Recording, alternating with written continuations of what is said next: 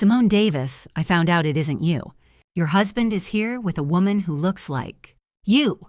The voice on the line was familiar, but I couldn't immediately place who it was. My head was throbbing from lack of sleep. Serenity, my baby, hadn't let me sleep all night again. Welcome to Martha's Stories. I share new life, stories here every day, and I'd really appreciate it if you hit subscribe and liked my video.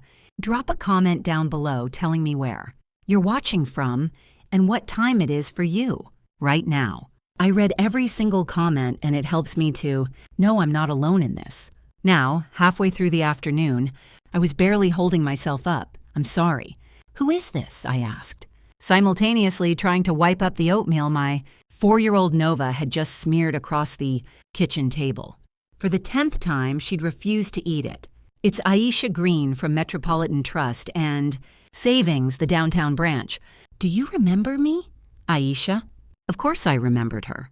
5 years ago, I had accidentally saved this young black woman from getting fired and facing criminal charges by proving that her boss, not her, had stolen the money. Since then, we occasionally ran into each other at the bank. She always smiled at me like an old friend. Yes, Aisha, I remember. What's wrong?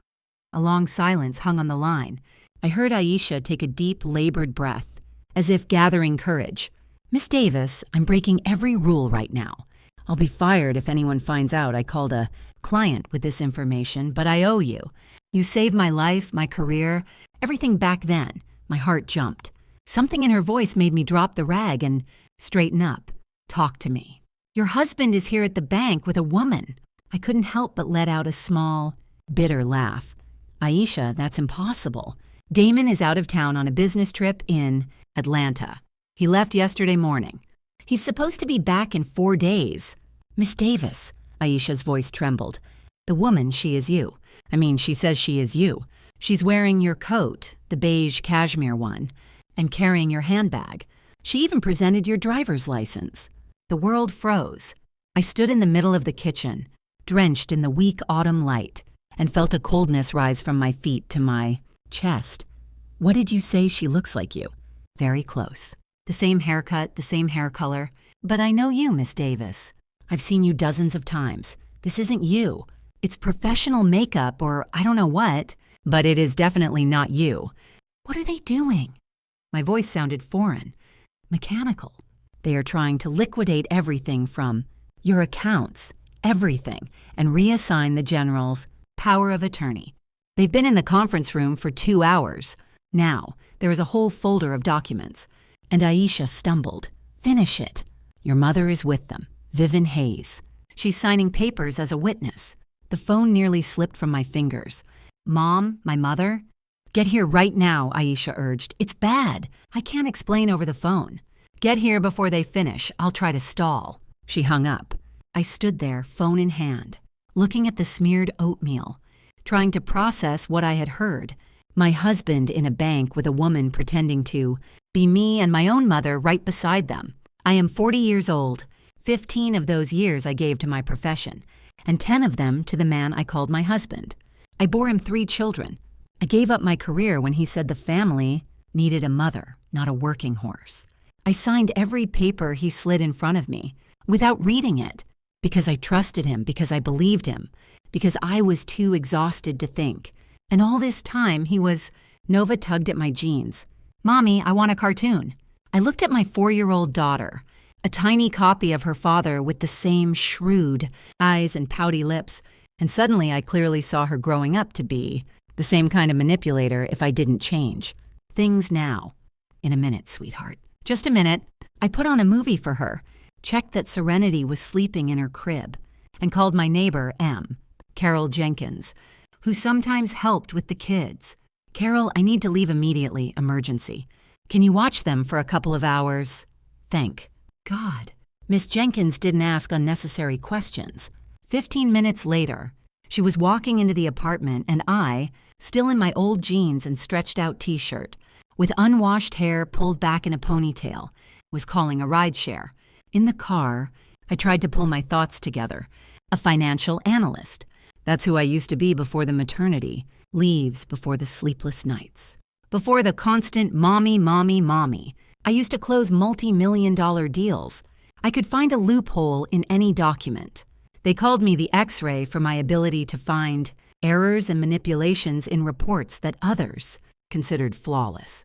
Then I became a mother, and all of that seemed to vanish. It dissolved into baby cries and dirty diapers. No, it hadn't dissolved.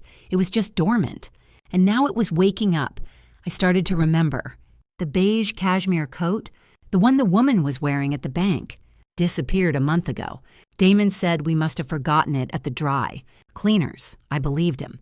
My handbag with my documents. 2 weeks ago, Damon lost it while supposedly moving things in. The car. He later found it, but the ID looked somehow different. I convinced myself I was mistaken. My mother started calling strangely in recent weeks, asking about my health, my mood, if I was tired of the kids, if I wanted a break. I thought she was being caring. It turned out she was preparing the ground. The car pulled up to the bank. I paid the driver and got out, but I didn't go in through the main entrance. I called Aisha. I'm here. How do I get in without them seeing me? Service entrance around back. I'll meet you. 5 minutes later, I was following Aisha, a young woman with dark hair and serious eyes, up the staff staircase. They're in conference room A, she whispered as we walked. I took them to the security room.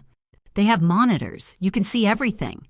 The security room was small, stuffy, and smelled of stale coffee and body odor. On the screens were multiple angles of the conference room, and I saw him. Damon, my husband, the father of my children, sat at the head of the table in an expensive suit I'd never seen before.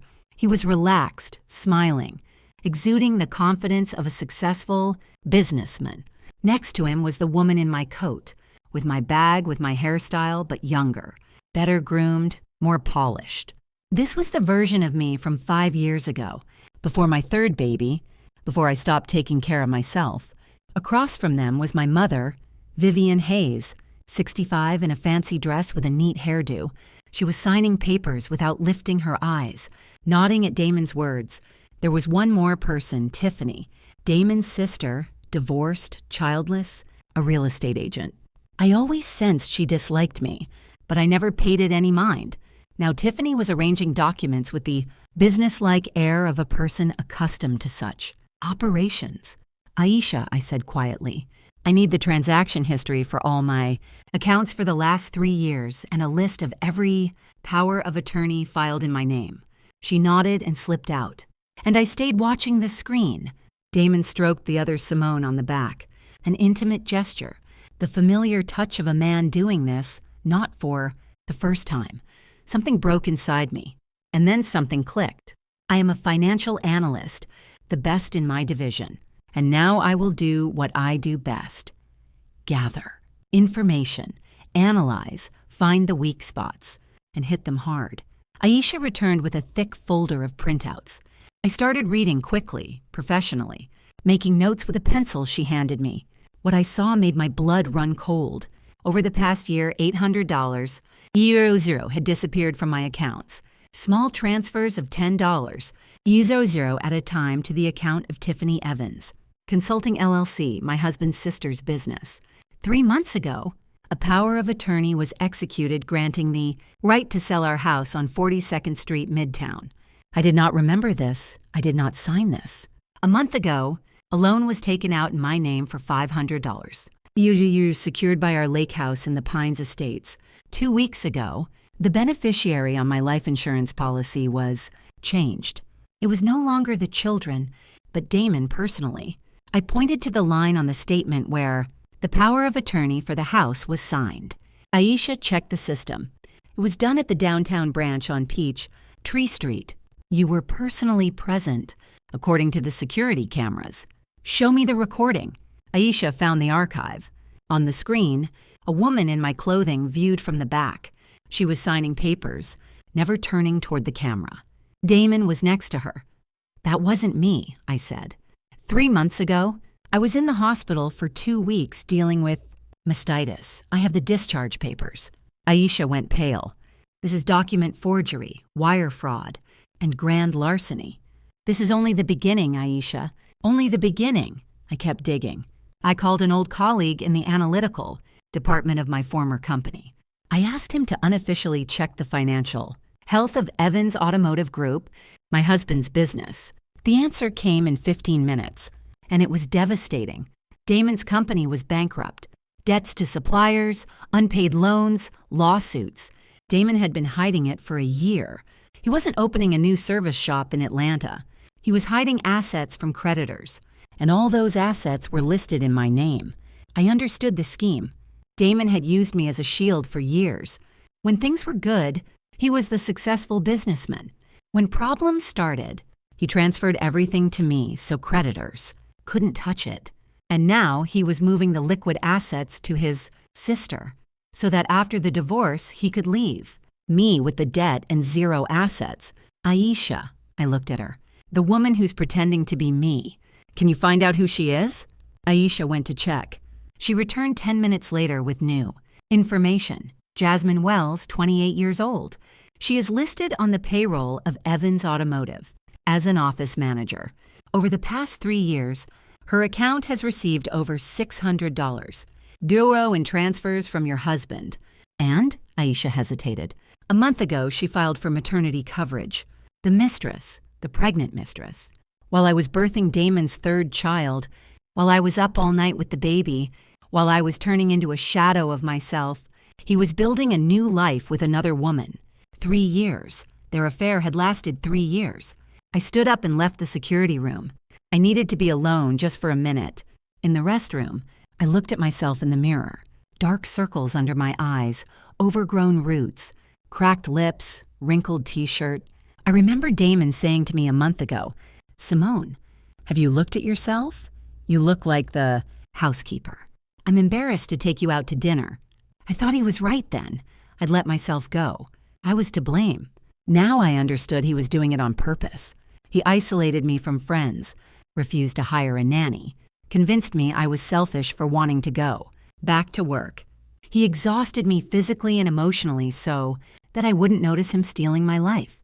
My phone vibrated. A message from Miss Carol Jenkins. "Everything's fine, sweetie. The children are asleep. No need to rush. The children, my children." If Damon finished his plan, I would be left with nothing. No money, no home, no job. And he would have the money, the house, the cars, the young pregnant mistress. Worst of all, with my mother as a witness to my supposed incompetence. He could try to take the children too. No. I straightened my back, splashed cold water on my face, looked myself in the eyes and saw something there that had vanished years ago. Rage. Cold, calculating, professional rage. I went back to the security room. "Aisha, I need your help, and I need you to trust me." "Anything, Miss Davis. Call the bank's internal security. Tell them you suspect fraud using stand-ins. Tell them to be ready, but not to intervene yet." "Okay." I pulled out my phone and called Lena, the only friend who'd stayed with me since my old job, a family law attorney. "Lena, I have an emergency. Husband, mistress, fraud. I need an injunction on any operations involving our real estate right now." "Simone," Lena's voice was shocked. "Damon, do you have proof?" "Plenty. I'll send you everything." "Send it. I'll have the papers ready in an hour." I sent her photos of the statements I'd taken on my phone and then turned back to the monitors. Nothing had changed in the conference room. Damon was still talking to the manager, smiling his charming smile. Jasmine, the woman pretending to be me, sat next to him, playing the part of the tired wife and mother. My mother was signing another paper. Then I saw Mom stand up and leave the conference room, presumably to go to the restroom. I made my decision. I should keep watching. If anything changes, call me. I left the security room and walked toward the women's restroom. My mother was standing by the mirror, adjusting her makeup. When she saw me in the reflection, she dropped her lipstick. "Simone, how are you here?" "Same question for you, Mom. What are you doing in a bank with my husband and his mistress?" Mom tried to compose herself. "I don't know what you're talking about. I'm just helping Damon with some documents. He said you asked me to." "Mom," I stepped closer, "look me in the eyes. That woman in there is not me. You know that.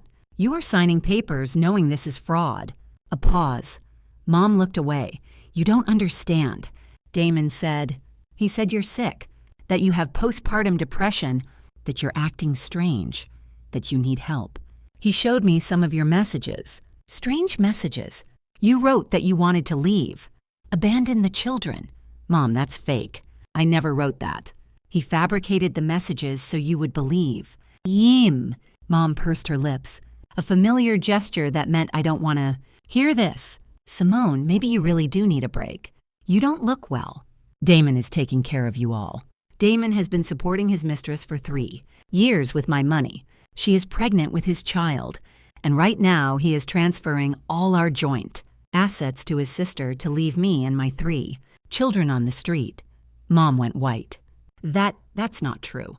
Come on, I'll show you. I took her hand the way I used to when she walked me to school and led her to the security room. On the monitor, Damon stroked Jasmine's cheek intimately, habitually, the way a man touches a beloved woman, not a random stand-in actress.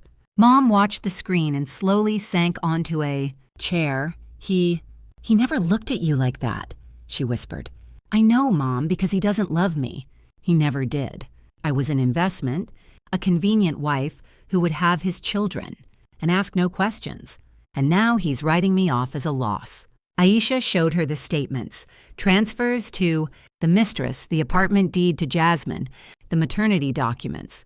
Mom cried for the first time I could remember. Truly cried. Not manipulative tears, not for effect. She just cried like a person who realized they had made a terrible mistake. I didn't know. He spoke so beautifully. He said he was doing it for his grandchildren, that you would thank him later. Mom, I sat next to her, you can still fix this. You need to tell the truth, that he misled you, that you didn't know about the stand-in woman. They'll arrest me. No, if you become a witness, I can arrange it. But I need your help. I need my mother. A long pause. Mom wiped her tears, looked at me. In her eyes was something I hadn't seen in years. Shame. Real shame. What do I need to do? I looked at my watch. 40 minutes had passed since I arrived. In the conference room, Damon and Jasmine were finishing the documents. Tiffany was stacking papers into a folder. They thought they had won. My phone vibrated. A message from Lena. Injunction secured. Filed an emergency motion. All real estate transactions are blocked. Effective immediately. I smiled. It was not a kind smile. Aisha, I said, call the conference room. Tell them there's an issue with a transaction that requires additional verification. Hold them for 20 more minutes, and then I go in. 20 minutes is a long time when you know what to do, and a very short time when your fate is being decided. I stood before the conference room door, feeling my heartbeat hard, echoing in my temples. Behind me was Aisha, the bank security guard, Officer Jackson, a large man with alert eyes, and my mother, pale but resolute. I looked at myself in the reflection of the glass door. An exhausted woman in old jeans and a wrinkled t-shirt, no makeup, with messy hair. The perfect contrast to the polished doll, sitting inside wearing my coat. But I knew what they didn't. Real power isn't in clothes or makeup. Real power is in the truth and in the documents. Lying on my phone, I pushed the door open. The conference room froze. It was like a movie when someone hits the pause button. All movement ceased. All sound stopped. Damon was standing by the window with his phone in his hand. When he saw me, the phone slipped through his fingers and clattered onto the carpet. I had never seen that expression on his face. Before, a mixture of horror, confusion, and something like a cornered animal. Jasmine, the stand-in, jumped up so fast she knocked over her chair. Without my coat and bag, her image completely fell apart. She was just a young, frightened girl in a tight red dress, totally unsuitable for the role of a tired mother of 3. Tiffany clutched the folder of documents to her chest like a shield. Her eyes darted between me and her brother, searching for a clue on how to react. The bank manager, a young man in a sharp suit, looked from the woman in the expensive coat and professional makeup to the woman in the home, clothes with dark circles under her eyes. His face stretched with incomprehension. What is happening?" he asked. "Hello, Damon," I said calmly. Surprisingly calmly, considering the hurricane raging inside me. "How was Atlanta? Did you fix a lot of cars?" Damon opened his mouth, closed it, opened it again. In 12 years of marriage, this was the first time I had ever seen him, speechless. He who always knew what to say, who could persuade anyone to anything, stood there silent like a fish on the shore. Jasmine backed up toward the wall. Damon, you said she was at the lake house. You said everything was under control. Shut up, he hissed, but it was too late. The manager was already beginning to realize that something was terribly wrong. Damon recovered first. He was always good at quick adaptations. That's what I had once loved about him, or thought I had. Simone, honey. He took a step toward me with a smile I knew too well, the everything's fine smile. The I'll explain everything now smile. How did you get here? I thought you were with the kids. Stop right where you are, I said. He stopped as if hitting an invisible wall. I walked to the table and picked up one of the papers that hadn't been put into the folder yet. General power of attorney to manage all my accounts. I read aloud, consent to sell the house at 42nd Street, Midtown. Waiver of rights to the lake house in the Pines. Estates. I looked up at my husband. Is this what I think it is, Damon? Or are you going to explain to me that this is just some misunderstanding? It's for the business, he said quickly. A temporary measure. I have creditor issues. You know how tough things are right now. I don't know, Damon. You didn't tell me. You told her. I pointed to Jasmine, who was pressed into the corner looking like she wished the floor would swallow her whole. She's just an employee.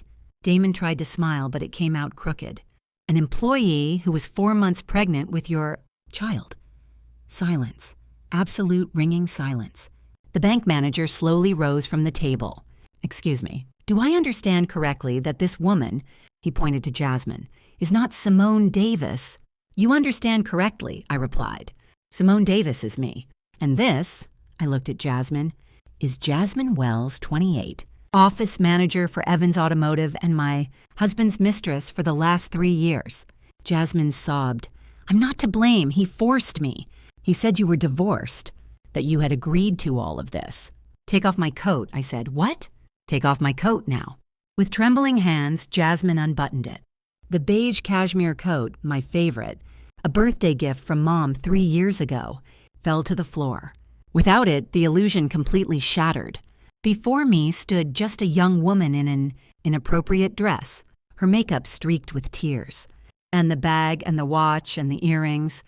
She removed everything. My belongings were stolen from my home to create an illusion. Now sit down and be quiet. If you're lucky, you'll walk out of here as a witness, not an accomplice. Tiffany tried to rush toward the exit, but Officer Jackson blocked her way. These are private family matters, she yelled. You have no right to detain me. Tiffany, I smiled, and by the look on her face, I knew this smile terrified her. What about the $800 you received in your account over the past year? Are those also private family matters? Tiffany paled. That. Damon transferred that to me for services. I'm a realtor. I helped with real estate. What services? Tiffany. For finding an apartment for your brother's mistress. Or for helping him rob his wife and leave her. With 3 children penniless? Tiffany was silent. Her lips trembled, but no words came out. The door opened then, and my mother walked in. Damon immediately livened up. He saw an ally, his last hope. Vivian, thank God. Tell them this is a misunderstanding. We discussed everything. You understand the situation. Shut up, Mom said. Her voice trembled, but there was steel in it. The same steel I remembered from childhood when she defended me from neighborhood bullies, when she argued with teachers who gave me unfair grades. Damon froze, mouth open. Mom walked to the table and picked up the papers she had signed earlier. I, Vivian Hayes, declare that I signed these documents under false pretenses. I was told that my daughter was mentally unwell and incapable of managing her affairs. That is a lie. My daughter is the only sane person in this room. She turned to Damon. Tears were in her eyes, but her voice didn't waver. You told me you loved my daughter, that you were caring for my grandchildren, that you were doing all this for the family, and you lied to my face while supporting this. She looked at Jasmine with such contempt that the girl pressed herself further into the wall. Supporting this woman with my baby's money. Damon remained silent. His face turned gray, as if all the blood had been drained from it. I pulled out my phone. Good afternoon. This is Simone Davis. I am at Metropolitan Trust and Savings, downtown branch on Peachtree Street. There is an attempted grand larceny in progress, using forged documents and a stand-in. I request that officers be dispatched. Immediately. Damon sprang up. Simone, you don't understand what you're doing. You're ruining our family. Think of the children. The children? I placed the phone on the table and looked at him. You want to talk about the children? Damon, the children you were planning to leave, homeless, the children for whom you changed the beneficiary on my life insurance policy to yourself instead of them? He went even whiter. That was a mistake. What mistake? Damon, which one? You planned this for 3 years. 3 years you transferred money to your sisters. Accounts. 3 years you supported a mistress. 3 years you laid the groundwork to declare me crazy and take everything. Simone, listen. No, Damon, you listen. For the first time in 12 years, you listen. I walked closer to him. He was a head taller than me, but now he seemed small, pathetic. For 12 years, I was your wife. I bore you 3 children. I quit my career because you said family was more important. I didn't sleep at night. I stopped caring for myself. I lost all my friends because you isolated me. Why do you need friends? You have me. Why do you need a job? I make enough. Why do you need a nanny? You don't work. My voice was steady. I wasn't yelling. I spoke the way I used to speak in board meetings when presenting an analysis of a major deal. And all this time, you were sleeping with your office manager in an apartment you bought with my money, planning how to throw me out once she bored you, less than I do. Simone, I love you. Don't you dare say that word. You don't know what it means. I stepped back. I was the best financial analyst in this city. I closed deals you wouldn't dream of. You thought you turned me into domestic help, that I forgot who I was. I looked him in the eye, those beautiful brown eyes that once seemed the most honest in the world. You woke the dragon, Damon, and now you have to pay. At that moment, the door opened, and 2 police officers walked in. Who here is Damon Evans? Damon stood up on shaky legs. All his confidence, all his charm, all the polish of the successful businessman. It vanished. Before me stood only a frightened man who knew he had lost.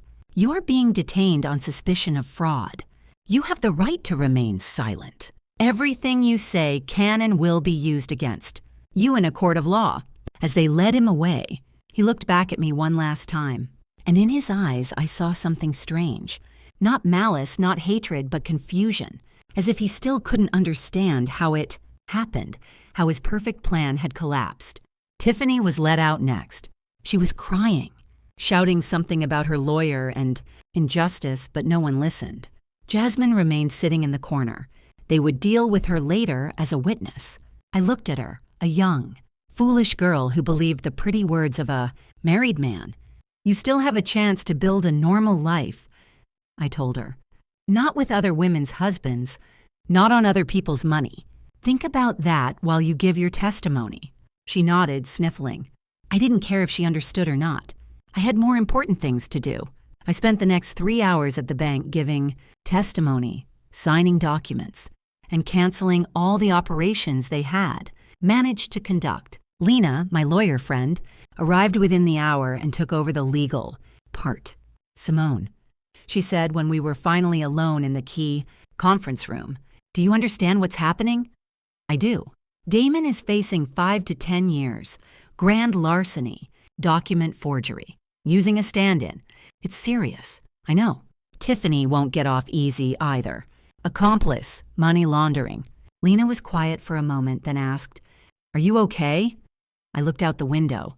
The autumn evening was getting dark early. Somewhere out there in our house, my children were waiting for their mother. Miss Carol Jenkins was probably worried sick. No, I said honestly. I'm not okay, but I will be. Just give me time. Mom was sitting in the hallway waiting for me. When I came out, she stood up and walked over. Simone, I don't know how to apologize. I don't know if you can ever forgive me. Mom, I took her hand. This is not the time for this. I need to get home to the children, but we will talk Absolutely. She nodded, still crying. I hugged her briefly but tightly. She was my mother, despite everything, and she had helped me at the decisive moment. The car drove me home through the evening. Streets. I watched the lights flash by and thought about how strangely life was constructed. In the morning, I was an exhausted mother of 3 who thought her biggest problem was an unslept baby and smeared oatmeal. By evening, I was a woman whose husband was sitting in a detention cell and whose entire life had been turned upside down, but I was alive. My children were with me. My assets were protected. And for the first time in years, I felt something like freedom. Strange, isn't it? Freedom from the person you thought was your family. At home, Miss Carol Jenkins met me with worried eyes. "Simone, what happened? You were gone so long." "Long story, Carol. I'll tell you later." "How are the kids?" "They're all asleep." Serenity fussed, but I rocked her. Elijah did his homework, and Nova watched cartoons. "Everything's fine." I thanked her and saw her to the door, then went to the nursery. Elijah was asleep, arms flung wide as always. Nova was curled up, hugging her stuffed bunny. Serenity was quietly breathing in her crib. Tiny and defenseless, my children, I did what I did today for them. I sat on the edge of Elijah's bed and quietly said, "It's going to be okay. My babies, things will be different now. I promise." I barely slept that night. I sat in the kitchen drinking tea and thinking about the past 12 years that now felt like a stranger's life, about the present chaos I had to sort through, and about the future, unknown, scary, but somehow no longer terrifying. I was no longer Damon Evans' wife. I was Simone Davis, mother of 3, financial analyst, a Black woman who had just saved her life and the lives of her children. And this was only the beginning. 3 months is both an eternity and a blink of an eye. In those 3 months, I went through the hell of bureaucracy, court hearings, sleepless nights, and endless conversations with lawyers, investigators, and notaries. Every day brought new discoveries, and almost all of them were unpleasant. Damon, it turned out, hadn't lied to me for 3 years, but for 10.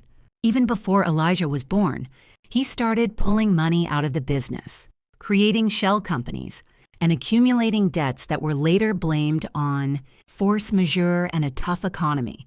I wasn't the first woman he'd used as a shield. Before me, there was some notary who had sensed trouble and escaped in time. The investigator, an older Black man with tired eyes, told me once, "Miss Davis, your husband is a professional con artist, not because he studied it, but because he has the talent, lying, manipulating, creating illusions. You're not to blame for believing him. Everyone believed him." It wasn't comforting, but at least it explained things. The divorce was finalized quickly given the circumstances. The court didn't drag it out. Damon sent an offer through his lawyer from the detention center to settle peacefully. He was willing to give up his claims to the children and the property in exchange for me, withdrawing the charges. I refused. It's not revenge. I explained to Lena when she asked if I was sure. It's justice. He has to answer for what he did. Not just to me, but to everyone he cheated over the years. The trial for Damon and Tiffany was set for 4 months after the arrest. By then, new details had emerged. It turned out Tiffany wasn't just helping her brother. She was a full partner in his schemes, taking a percentage of every transaction. They found not $800,000, but nearly $1, $5 million in her accounts. Some of it was just hidden in offshore accounts. Jasmine, as promised, testified as a witness. She spoke against Damon, telling how he taught her to copy my gait, my manner of speaking, how he chose my clothes and makeup for her.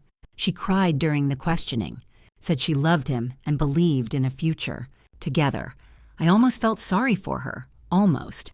Her baby, a son, was born a month after the trial. Damon never saw him, and likely wouldn't for many years. The sentence was harsh. Damon received 7 years in a state correctional facility. Tiffany received 4 years suspended sentence, with probation and forfeiture of the illegally acquired assets. The money she received from her brother had to be partially returned to me and partially to the creditors of Evans Automotive Group. I sat in the courtroom as the verdict was read, watching the man I had lived with for 12 years. He had aged in those months, looked drawn, his hair graying at the temples, his eyes dull. As they led him away, he looked back at me. I didn't look away, and I felt nothing. No pity, no glee, just emptiness. That, I guess, is the end of love. Not hatred, not pain, just nothing. After the trial, Mom came up to me. We had seen each other regularly during these months. She helped with the children, driving in from her city on weekends, staying a week when I needed to be in court or with the investigator. We talked a lot, hard, honest conversations about why she believed Damon, why she always valued his opinion over mine, why she was happy when I settled down and gave up my career. I was jealous of you, she admitted once. You were so smart, so successful. You had everything I never had. And when you married, had children, and became just an ordinary woman, I felt safer. She paused. I know it's awful, but it's the truth. I didn't know what to say, but I appreciated her honesty. It was more than I'd received from her my entire life. Mom, I told her after the trial, I don't hold a grudge against you. You made a mistake, but you fixed it when it mattered. That's enough, she cried. We hugged right there in the courthouse hallway, among strangers and institutional walls, and I felt something old lift inside me, the years of resentment I had carried without, admitting it even to myself. I sold the house on 42nd Street. Too many memories, too many lies had seeped into those walls. I bought another one, smaller, but in a good neighborhood, close to Elijah's school. In Nova's daycare, a 3-bedroom with a big kitchen and a balcony overlooking a courtyard, with a playground. The move was chaotic. The children were cranky. Serenity had just started crawling and tried to get into every box. Elijah missed his old room. Nova demanded that her bed be placed exactly as it was before. But we managed. We always manage. On the first morning in the new house, I woke up before everyone else. I brewed coffee and went out onto the balcony. I watched the city wake up, lights turning on in neighboring buildings, the first cars pulling out of driveways, the superintendent sweeping the walkways. This was my city, my life, my morning, and for the first time in many years, it belonged only to me. I returned to work 6 months after that day at the bank. Serenity had turned 1. I found a great nanny, a young woman named Brenda, a teaching student who was working with kids to pay her way. She came for half the day while I was at the office and stayed later if I needed to work late. My former boss, Mr. Robert Sterling, called me himself when he heard about my situation from mutual acquaintances. In our world, everyone knows everything. Of course, Simone. I always said you were the best analyst in the city. Come back, any conditions you name. I name my conditions: flexible hours, the option to work from home 2 days a week, no business trips longer than 48 hours, and a salary 30% higher than I had 3 years ago. He agreed without negotiation. The first day back at work felt strange. I stood in front of the hall mirror in a business suit with a neat hairstyle and light makeup and didn't recognize myself. Not the exhausted woman in the wrinkled t-shirt who had stormed the bank 6 months ago, and not the successful career woman I had been before the babies, but someone new, someone who had been through the fire and emerged a different person. "Mommy, you look pretty," Elijah said, peering into the hall. "Thank you, son. Are you going to work?" "Yes, that's good," he said seriously. "Dad said work is important, that you have to be." "What is it, independent?" "Independent? Yes, independent."